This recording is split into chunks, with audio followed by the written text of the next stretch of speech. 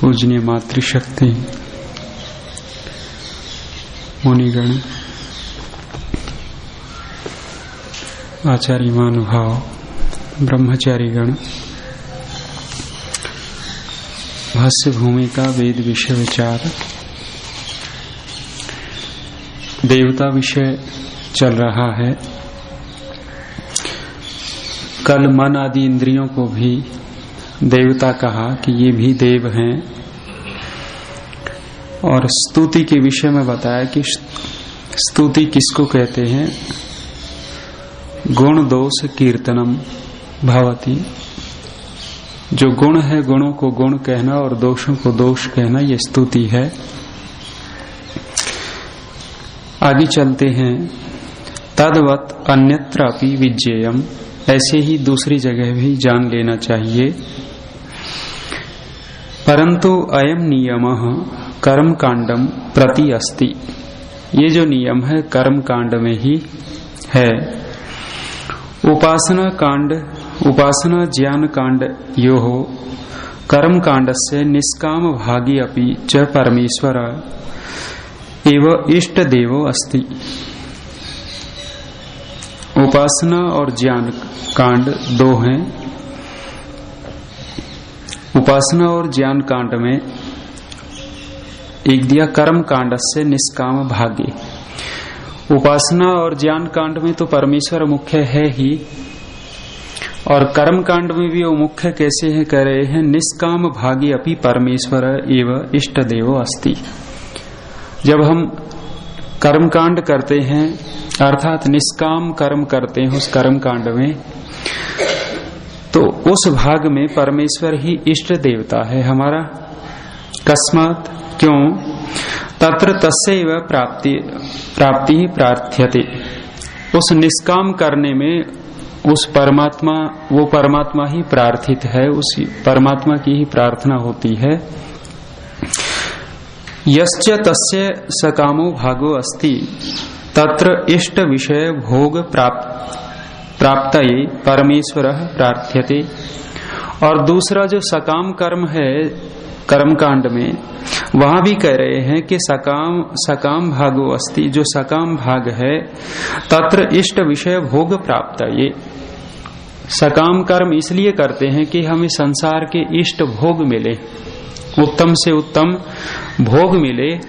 उन भोगों की प्राप्ति के लिए भी परमेश्वर प्रार्थ्यते, परमेश्वर ही प्रार्थित है, परमेश्वर की प्रार्थना की जाती है। अर्थात ज्ञान कांड में भी स्वामी दयानंद ने परमेश्वर को ही मुख्य रखा। ये कर्म कांड में, ज्ञान कांड और उपासना कांड में तो परमेश्वर है ही, लेकिन तीसरा जो कर्म कांड हमें दिख रहा था कि इसमें परमेश्वर की आवश्यकता नहीं, तो यहां भी महर्षि ने परमेश्वर को ही मुख्य रखा है। अतः कारणात् भेदो भवति, इस कारण से थोड़ा सा भेद है। वहां मुख्य उपासना और ज्ञान कांड में मुख्य परमेश्वर दिख रहा है, और यहाँ वैसे दिख नहीं रहा कर्म कांड में, लेकिन फिर भी मुख्य ही है, इसलिए दोनों में थोड़ा सा भेद है। परंतु न ईश्वरार्थ त्याग क्वापि भवति इति वेदाभिप्रायो अस्ति, किंतु कहीं भी परमेश्वर का त्याग नहीं है, परमेश्वर ही सबसे मुख्य है, यही वेदों का अभिप्राय है। ईश्वर के ऊपर बहुत ज्यादा जोर दे रहे हैं, यहाँ प्रमाण भी दे रहे हैं। अत्र प्रमाणम, यह प्रमाण है। ईश्वर के ऊपर क्यों इतना जोर दे रहे हैं कि हम जितना बहुत ज्यादा पुरुषार्थ यहाँ लोक में करते हैं, एक एक चीज के लिए जीवन खपा देता है व्यक्ति। अब वैज्ञानिकों को देखना, डॉक्टरों को देखना, अथवा ये शास्त्रज्ञ होते हैं, विद्वान होते हैं, एक एक विषय के लिए पूरा जीवन लगा देते हैं। वहां जब मैसूर में थे, पता लगा, गुरुजी बता रहे थे हमारे कि एक पंडित ने पूरा ब्राह्मण ग्रंथ कंठस्थ कर रखा है। कहीं से भी आप उस शतपथ ब्राह्मण के विषय में पूछ सकते हैं। किसी ने पूरा का पूरा वेद याद कर रखा है, अथर्ववेद, ऋग्वेद सबसे बड़ा है, वो ऋग्वेद पूरा याद है किसी किसी को, किन्हीं किन्हीं को अथर्ववेद उससे छोटा है कुछ, वो पूरा याद है, और सामवेद यजुर्वेद तो बहुत छोटे हैं वो याद है, और किसी किसी को कहते हैं 4 वेद याद हैं, वो बहुत कम होंगे, 2-4 होंगे शायद। तो इसके लिए उन्होंने पूरा जीवन लगाया है, और जीवन किसके लिए लगा दिया? शास्त्र के लिए, वेद के लिए, लेकिन परमेश्वर के लिए नहीं लगाया। एक डॉक्टर केवल आंख के लिए पूरा जीवन लगा देता है कि इस आंख की संरचना, इस आंख का क्या विषय, पूरा का पूरा उसी को देखने में, खोज करने में। आप देखेंगे वैज्ञानिकों के जब भूत सवार होता है तो उनको कुछ सूझता ही नहीं, भोजन का भी नहीं पता रहता, आपसी व्यवहार का भी इतना पता नहीं रहता, वो अपनी खोज में ही लगे रहते हैं, पूरा जीवन लगा देते हैं।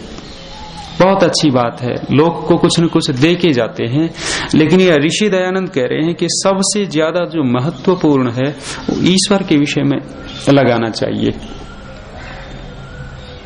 कोई व्यक्ति एक हीरा लाया, बहुत विशेष हीरा, और जब राजा के सामने हीरा रखा तो राजा ने कहा भी इसकी कीमत कितनी हो सकती है बताओ। बहुत सारे जौहरी इकट्ठा किए और जौहरियों ने कीमत आंकी उसकी, हीरे की। कोई भी जौहरी एक दूसरे से मिलान नहीं कर रहा था, कोई कुछ बता रहा है, कोई कुछ बता रहा है। एक वृद्ध जौहरी उठा और उठ करके उसने कहा कि महाराज इस हीरे की जो कीमत है वो लगभग 99 लाख रुपए है। राजा ने कहा रे 99 लाख, 1 करोड़ क्यों नहीं बताई? 99 लाख ही क्यों बताई तूने? कि महाराज परीक्षण कर लेते हैं, आपके सामने दिखा देते हैं। वो हीरा बीच में रखा और उसके चारों तरफ 100 हीरे रखे गए। जब 100 हीरे रखे गए तो जब वो पारदर्शी जो परावर्तित होता है प्रकाश, वो 99 हीरों के ऊपर तो प्रकाश पड़ रहा था, उस हीरे का एक हीरे के ऊपर नहीं पड़ रहा था। उसको बताया देखो महाराज ये इसलिए इसमें एक कमी है, इसलिए 99 लाख का है, पूरे 1 करोड़ रुपए का नहीं है। अरे तूने तो कमाल कर दिया, ये मिल ही नहीं रहे थे, इन्होंने बड़ा परीक्षण किया दूसरे जौहरियों ने और तूने इतना अच्छा कर दिया, इनाम देते हैं तेरे को। इनाम देने लगे तो एक और संत बैठे थे, महाराज इनाम देते साथ साथ एक और इसको चीज दे दो कि इसके सिर में एक धूल की मुट्ठी भी डाल दो, एक रेत की मुट्ठी भी इसके सिर में डाल देना। राजा ने कहा रे तू कैसी बात कर रहा है, संत होकर के उल्टी बातें, इसकी जो प्रतिभा है, इसकी योग्यता है, उसकी कदर मैं करना चाहता हूं और तू उल्टी बात कर रहा है कि धूल डाल दो इसके सिर में। उन्होंने कहा कि महाराज देखो इसने जीवन किस चीज में लगा दिया, इतनी परख है इसको कि हीरे को हाथ में लेते ही बता देता है कि ये ऐसा है, लेकिन जहां मुख्य कार्य था इसने मुख्य कार्यों को गौण कर दिया, संसार में लगाया इसने जीवन, बहुत प्रतिभा इसने प्राप्त की, लेकिन जहां प्रतिभा प्राप्त करनी चाहिए थी वहां नहीं की, इसलिए इसका वो इतना जीवन व्यर्थ गया। इसलिए मैं कह रहा हूं इसके सिर में मुट्ठी एक रेत की भी डाल दो। ऋषि दयानंद यहाँ देवता विषय खोलते समय बहुत सारे देवता कह रहे हैं ये हैं, लेकिन परमेश्वर सबसे मुख्य देव है, वहां जोर नहीं लग रहा। दूसरे देवताओं की खोज में खूब जोर लग रहा है। किसी को बता दिया जाए कि उस लोक में देव रहते हैं, यहीं से विमान ऐसी तैयारी करने लग जाएंगे कि ऐसा विमान बनाएंगे कि वहां पहुंचेंगे हम। लेकिन वास्तव में जो देव है, जो देवों का देव महादेव है, उसके लिए कोई तैयारी नहीं रही, उसके लिए विमान तैयार नहीं हो रहे, और वो विमान अंदर अंदर तैयार कर सकते हम। तो ऋषि दयानंद प्रमाण दे रहे हैं कि वो महादेव क्यों है। अत्र प्रमाणम महाभाग्यात देवताया एक आत्मा बहुधा स्तूयते, निरुक्त का प्रमाण दे रहे हैं। एकस्य आत्मनो अन्ये देवः प्रत्यंगानि भवन्ति, करें बहुत सारे देवताओं में एक आत्मा बहुधा स्तूयते, एक ही आत्मा स्तुति के योग्य है। देवता तो ढेरों हैं, अनेकों हैं। जब विदग्ध ऋषि विदग्ध ही है शायद। महर्षि याज्ञवल्क्य के पास गए और विदग्ध किसको कहते हैं? जो जला भुना हो, जला भुना था। महर्षि याज्ञवल्क्य ने बहुत सारे उपदेश दिए हैं और याज्ञवल्क्य के उपदेश देने और उनसे वो जल भुन गया, विदग्ध हो गया। और वो विदग्ध की भी कुछ और ही कथा वहां है उपनिषद में। याज्ञवल्क्य के पास गए हैं तो कह रहे हैं कि महाराज ये बताओ, तुम्हारी परीक्षा कर लेते हैं, देवता कितने होते हैं? महर्षि याज्ञवल्क्य कहने लगे 3003 देवता। हम तो पढ़ते हैं 33 देवता है जी, 33 कोटि। कोटि तो ये दूसरे लोग करोड़ बना रखा है। और एक दिन व्याख्या हो रही थी शायद मीमांसा की कक्षा में ही कि इस भारत की जनसंख्या 33 करोड़ थी किसी समय, और सारे के सारे इस भारतवासियों को देवता ही मानते थे और वो देव थे सारे। और अब तो कुछ विपरीत हो गया, इसलिए 33 करोड़ उस समय से चला हुआ रूढ़ हो गया होगा कि 33 करोड़ देवता बसते हैं, या तो अच्छे काम करते हैं, सात्विक काम करते हैं तो 33 करोड़ देवता, और बिगड़ते बिगड़ते कुछ और ही हो गया। तो 3003 देवता बताई उन्होंने। बोले और फिर घट गए, एकदम घट गए। तो फिर बोले 6, बोले और, बोले 3, फिर कहने लगे और, फिर बढ़ गए, बोले 33, अरे बोले और, बोले 1, वहीं आकर के टिकना पड़ा। और वो बोले तूने 3003 कहा था और अब 1 कह रहा, कभी 33 कह रहा, ये मामला क्या है? वो कहने लगे कि महाराज ये तो इनकी प्रशंसा के लिए बहुत ज्यादा संख्या गिना दी जाती है, नहीं तो मुख्य रूप से 33 ही हैं जिनको जड़ देवता मानते हैं, और उन सब देवों का भी देव एक ही है। यहाँ भी ये निरुक्तकार करे, एक आत्मा बहुधा स्तूयते, सभी देवताओं में एक ही आत्मा स्तुति के योग्य है, उसी की स्तुति की जाती है। एकस्य आत्मनो अन्य देवः प्रत्यंगानी भवंती, वो एक देव है और उसके दूसरे वे अंग जैसे हैं। कर्म जन्म नाम आत्म जन्म नाम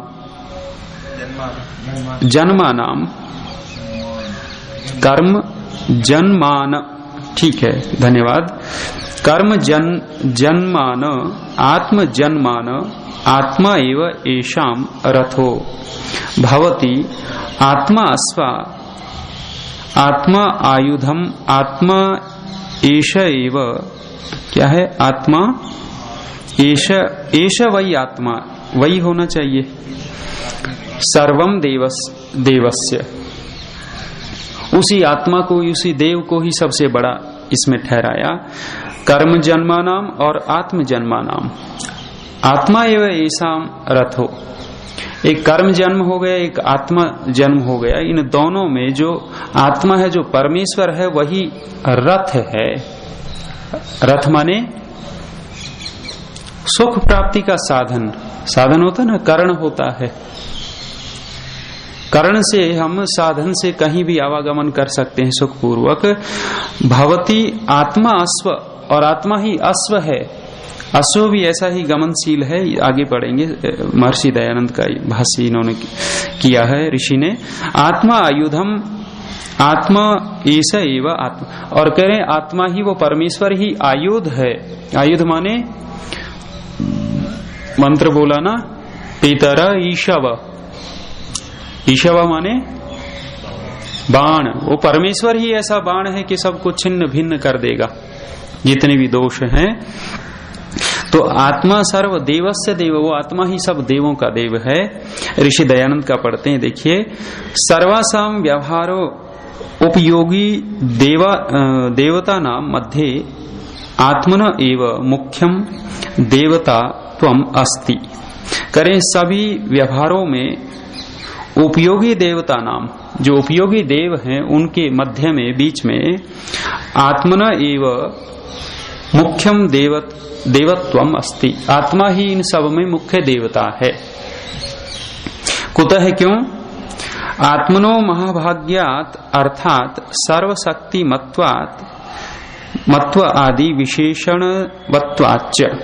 क्यों है ये महान? करे है महाभाग्यात, बहुत बड़ा महाभाग्य है, अर्थात उसी को खोले सर्वशक्ति मत्वात, मत्वादि सर्वशक्ति मत, जो अनेक प्रकार की शक्तियां हैं, अनेक प्रकार की ज्ञान है, अनेक प्रकार के गुण हैं, इत्यादि विशेषणों से युक्त होने से परमेश्वर में सर्वशक्तिमत्ता है। सर्वशक्तिमत्ता किसको कहते हैं? ऋषिदया ने सर्वशक्तिमान को खोला प्रथम समुल्लास में कि सर्वशक्तिमान परमेश्वर का नाम है, और 7वें समुल्लास में भी खोला है। कहने लगे जी आप ईश्वर को सर्वशक्तिमान मानते हो, तो बहुत सारे काम तो ईश्वर करता ही नहीं। सर्वशक्तिमान है, यहाँ आकर के किसी व्यक्ति को कोई सताने लग जाए, धर्मात्मा है, और दूसरे व्यक्ति को हटा ही नहीं रहा, काहे की शक्ति उसकी? अनेक वो दिए ऋषिदयान ने। वहां स्वामी दयानंद सर्वशक्तिमान को खोल रहे, कह रहे हैं सर्वशक्तिमान उसका अर्थ है, एक तो आप वाला अर्थ नहीं जो आप मानते हो कि सर्वशक्तिमान का ये अर्थ हो जाए जो चाहे कुछ भी करने लग जाए, और वहां ये दिया कि क्या ईश्वर अपने को मार करके दूसरे को पैदा कर लेगा, अथवा खुद भी बना रहे और दूसरा ईश्वर तैयार कर लेवे? तो करें जैसा तुम मानते हो सर्वशक्तिमान का अर्थ वो नहीं। क्या है? कह रहे हैं कि अपने कार्य करने में जो किसी की सहायता नहीं लेता, यही सर्वशक्तिमत्ता उसकी, स्वयं ही अपने कार्य करने में समर्थ है। तो यहाँ कहा कि सर्वशक्तिमत्वादि विशेषण वत्वात्, परमेश्वर में सर्वशक्तिमत्वादि बहुत सारे विशेषण हैं। न तस्य अग्रे अन्यस्य कस्यापि देवतात्वं गण्यम भवितुम अर्हति। करें उसके आगे दूसरे देवताओं की तो कोई गणना ही नहीं है। कितना भी शक्तिमान, कोई भी कितना ये पावरफुल दिखते हैं, ये सूर्य में इतनी ऊर्जा, इतनी ताकत, एनर्जी बताते हैं ये वैज्ञानिक लोग, यदि वो खोज कर ले, यदि इनको हाथ लग जाए तो ये बिजली इत्यादि जो है किसी चीज की जरूरत ही नहीं। ये पीछे कौन सा वो चला था, वो क्या ला रहे थे, परमाणु ऊर्जा, वो अमेरिका से आनी थी और बहुत बवाल छिड़ा हुआ था। परमाणु ऊर्जा की ही बात थी शायद, कुछ और समझौते होने थे, तो वो सब कुछ फीका पड़ जाएगा। क्यों? इसके अंदर इतनी ताकत है कि पूरे विश्व को पूरी की पूरी ऊर्जा दे सकता है, बिजली की जरूरत ही नहीं पड़ेगी। ये दूसरे जो बिजली बनाने के साधन हैं इसी सूर्य से ही मिल जाएगा। अभी भी बना रहे हैं सौर ऊर्जा, जो ऊपर जो लगा देते हैं वो चमकीला चमकीला पानी जो गर्म होता है हमारी यहाँ भी, तो बहुत सारी ऊर्जा इसके अंदर है। तो कितनी ताकत है हम अनुमान नहीं कर सकते, लेकिन ऋषि कह रहे हैं कि वो परमेश्वर के अंदर इतनी ताकत है, ये तो शून्य है, कोई गणना ही नहीं इनकी, राई के बराबर है। कुतः है? क्यों? वेदेषु जी सर्वेषु, ठीक है, सर्वेषु वेदेषु एकस्य अद्वितीयस्य असहायस्य सर्वत्र व्याप्तस्य आत्मन एव बहुधा बहु प्रकारैः उपासना विहिता अस्ति। करें सर्वेषु वेदेषु, सभी वेदों में एक जो अद्वितीय है, असहायस्य, असहाय माने किसी की सहायता नहीं लेता, जरूरत ही नहीं उसको किसी की सहायता की। सर्वत्र व्याप्तस्य, जो सर्वत्र व्यापक है, सर्वत्र भरा हुआ है, आत्मना एवं बहुधा, वो आत्मा, वो परमात्मा, आत्मा से यहाँ परमात्मा लेते रहिए। बहुधा प्रकार यह उपासना विहिताम अस्ति, बहुधा प्रकार से वो उपासनीय विहित है, वेदों में उसका विधान किया गया है कि बहुत प्रकार से उसकी उपासना करें। अस्माद अन्य ये देवा उक्ता वक्ष्यन्ते च, इससे अतिरिक्त जो देव कहे गए हैं अथवा आगे कहेंगे, ते सामर्थ्य ते सर्व एकस्य आत्मनः परमेश्वरस्य प्रत्यंगानि एव भवन्ति। करे वे सभी एकस्य आत्मनः, उसी एक आत्मा अर्थात एक परमेश्वर के प्रत्यंगानि भवन्ति, उसी के अंग हैं। अब अंग कैसे बनाएंगे हम? यदि जैसे शरीर के अलग अलग अंग हैं, ऐसे तो घटेगा नहीं, क्योंकि परमेश्वर तो निराकार है और निराकार होने से इस प्रकार के अंग तो घटेंगे नहीं उसमें। तो अंगम अंगम प्रत्यंचति इति निरुक्त्या तस्यैव सामर्थ्यस्य एकस्मिन् देशे प्रकाशिताः सन्ति। करे अंगम अंगम प्रत्यंचन्ति, अंग अंग की प्रति गति करता है अथवा अंग अंग की पूजा करता है निरुक्त की रीति से, तस्यैव सामर्थ्य से, उसी के सामर्थ्य का एक एक अस्मिन् देशे प्रकाशिताः सन्ति, उसी के सामर्थ्य से एक एक देश में ये प्रकाशित हैं। सारे के सारे जितने भी देवता हैं वो परमेश्वर के ही कारण प्रकाशित हैं। परमेश्वर की बहुत ज्यादा मुख्यता दिखा रहे हैं। क्यों मुख्यता दिखा रहे हैं? कि अंत में जीवात्मा को उसी के पास जाना पड़ेगा। कितना भी हम वैभव कमाते रहें, करते रहें, लेकिन उसके सानिध्य के बिना सब कुछ अधूरा सा लगता रहेगा हमारा। कुछ लोग होते हैं जो पहले ही सचेत होकर के लग जाते हैं, वो भी शायद पूर्व संस्कारों के वसात ही होते होंगे। कुछ लोग केवल इस संसार में ही सोचते हैं यही यही यही, वो भी एक न एक दिन आएंगे। जितना भी सूअर, गधे, घोड़े, कुत्ते, बिल्ली, जितने भी नीच से नीच आत्माएं हैं, वो भी एक न एक दिन वहां उनको भी जाना पड़ेगा, वो जाएंगे। बहुत ज्यादा ताकत है। हमारे उपदेशक लोग कहते हैं ना भी, जैसे किसी का विधायक से संबंध हो जाता है तो ये कहने लग जाते हैं इसकी तो ताकत है, बढ़ गई। और किसी सांसद से संपर्क हो जाए तो कहते हैं और ताकत आ गई। और किसी मंत्री से संपर्क हो जाए तो कहते हैं इसकी तो और ताकत बढ़ गई है।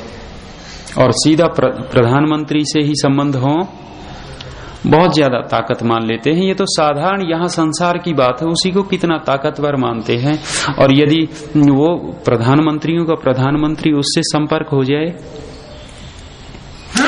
एक व्यक्ति ने 1 से 100 रुपये मांग लिए और 100 रुपये मांग करके बढ़िया काम चलाया, बहुत ऊंचा चढ़ गया, पैसे बहुत हो गए। अब पैसे हो गए तो जिससे मांगे थे अब वो गरीब हो गया बेचारा।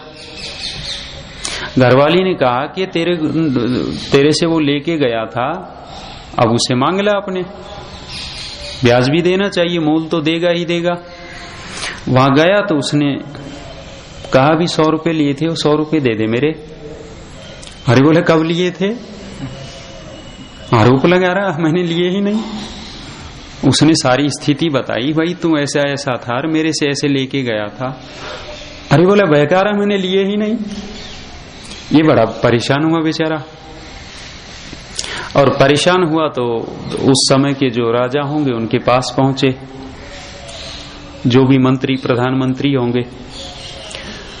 अच्छा, बोले वो पैसे नहीं दे रहा।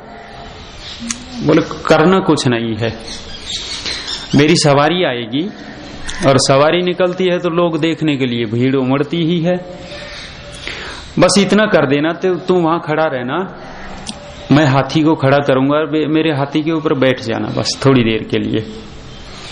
वो सवारी आई और वो व्यक्ति जिसने 100 रुपये लिए थे वो भी खड़ा था और जिसने दिए थे वो भी खड़ा था।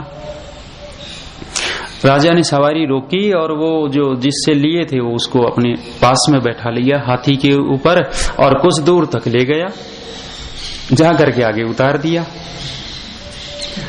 अब शाम को ही वो आया, इसने कहा कि भाई मैंने 100 रुपये लिए थे तेरे से। अरे बोला नहीं लिए। बोले नहीं लिए थे और वो ब्याज सहित ये लो। क्यों हो गया ऐसा? अरे बोला कि इसके अंदर तो इतनी ताकत है कि राजा के पास है और मेरी शिकायत कर दी तो 100 रुपये मैंने मना किए थे वो दुकानदारी भी हटवा देगा, इतनी ताकत आ जाती है।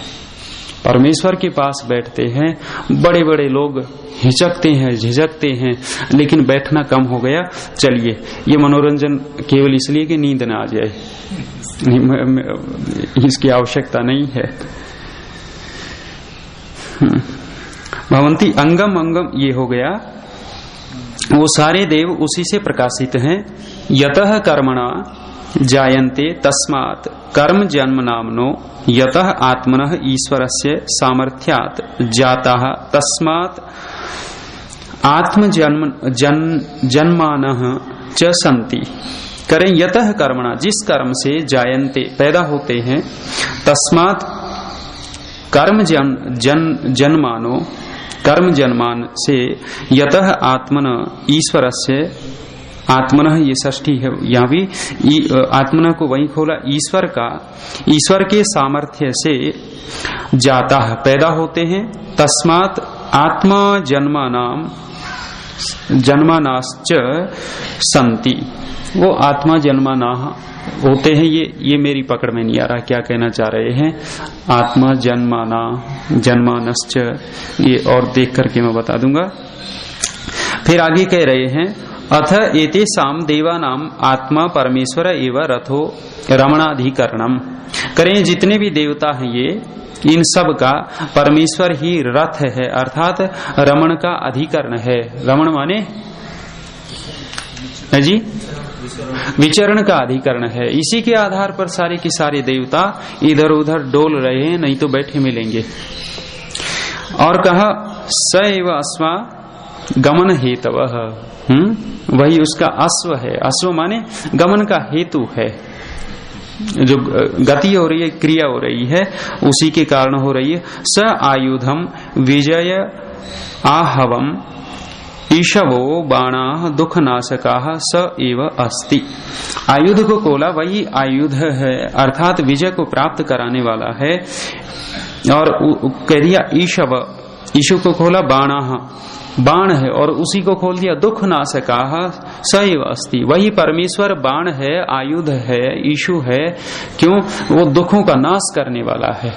दुखों के नाश करने में जैसे बाण से व्यक्ति शत्रु को बींध देता है, ऐसे ही परमेश्वर हमारे दुखों को बींध देता है। और बींधा हुआ शत्रु जैसे क्रिया नहीं कर पाता, अकड़ जाता है, जकड़ जाता है, बंध जाता है, ऐसे ही दुख को बींधने के बाद वो दुख क्रिया नहीं करता, हमें दुखी नहीं करता।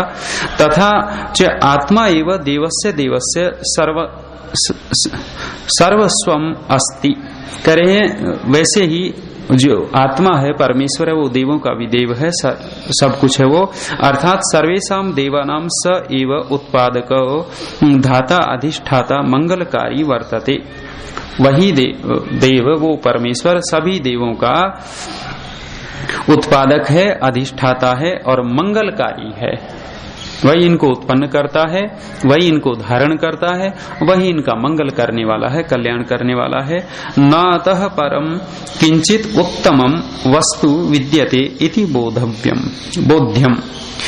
इस परमेश्वर रूपी देवता से बढ़कर के कोई भी वस्तु नहीं है, विद्यमान नहीं है। नातः परम किंचित उत्तमम, थोड़ी भी उत्तम नहीं है। कुछ थोड़ी मोड़ी तुलना कर सके वो तो अलग बात है, लेकिन करें किंचित भी उत्तम नहीं है। रत्ती भर भी, बाल की नोक के बराबर भी उत्तम नहीं है। निम्न घटिया तो हैं, निम्न स्तर के तो हैं, लेकिन उससे बढ़कर के नहीं है।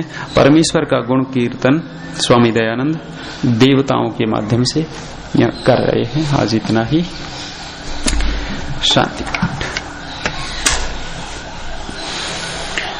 ओम द्यौः शान्तिरन्तरिक्षं शान्तिः पृथिवी शान्तिरापः शान्तिरोषधयः शान्तिः वनस्पतयः शान्तिर्विश्वे देवा शान्ति ब्रह्म शान्तिः शान्तिः शान्तिरेव शान्तिः सामा शान्तिरेधि।